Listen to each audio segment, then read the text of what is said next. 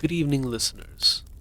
Tonight's story is called The Woman in the Dark by Ashton Starks.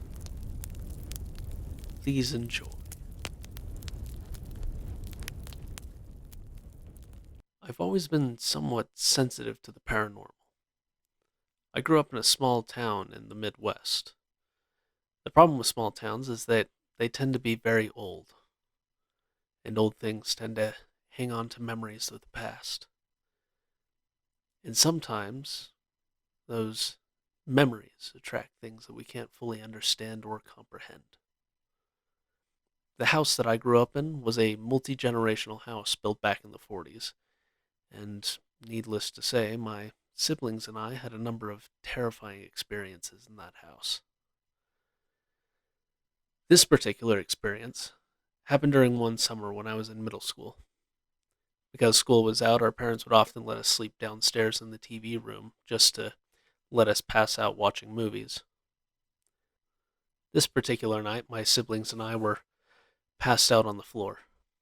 The TV was on, but still dark and only giving off the faint sound of static. The room was dark, with the only light coming through the street-facing window illuminating a small portion of the wall. I remember being startled awake. Looking around the room, I tried to find what could have woken me up.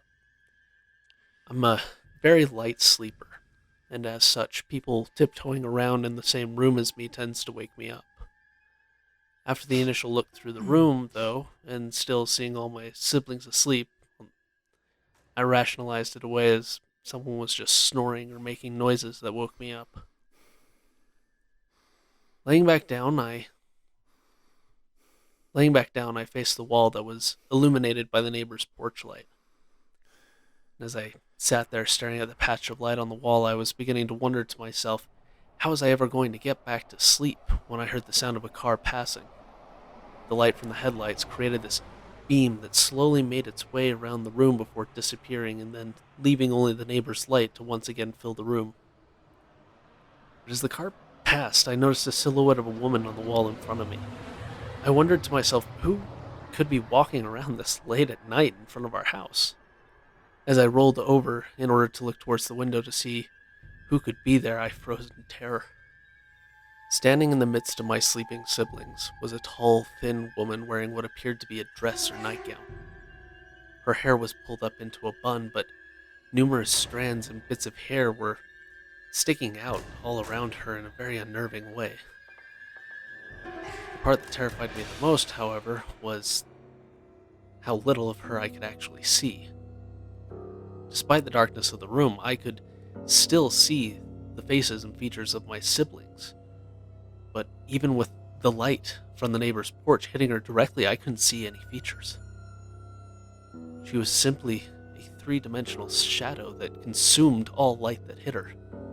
I sat terrified, staring at this apparition that seemed transfixed on my siblings as they slept. I wished desperately that I could scream, but my fear restricted my throat, and all that came out was nothing more than a pitiful whimper. As the sound left my lips, all the hairs on my body stood up as the shadowy apparition turned to face me.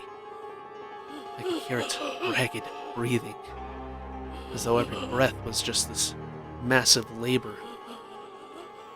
Seeing it now staring at me, I quickly rolled over and squeezed my eyes shut. I desperately hoped that by just pretending to be asleep that the thing would leave me alone. That was when my breath caught in my throat. I heard the sound of footsteps on carpet, along with the sickening sound of joints cracking and bones grinding. It was as if every step this creature took it was breaking and shattering its own limbs.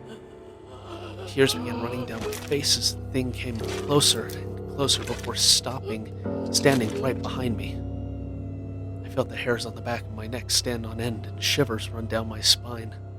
I silently prayed that this was all a dream, quietly chanting to myself that I need to wake up. I need to wake up.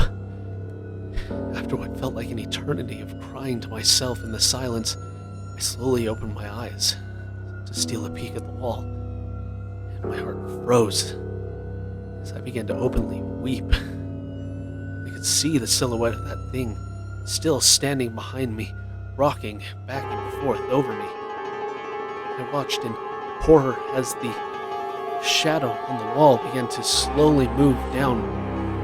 I could hear the creature's body behind me crackling and grinding as it began to crouch down behind me. I could once again hear its labored breathing so close behind me. The breath caught in my throat as I heard the voice of an old woman speaking into my ear. I can see you. Screaming, I threw my fist behind me, trying to hit the creature away, and putting my back up against the wall. And I scanned the room, but I saw no sign of the creature anywhere and broke down in tears, hugging my knees to my chest. I never saw that thing again after that, but I pray I never do. As I got older, I shared this experience with my siblings, and I was disturbed when I found out that they also had similar experiences with other shadowy beings within the same house. But those are stories for another time. If you enjoy this content, please like and subscribe. Every like helps push this channel forward. Thank you.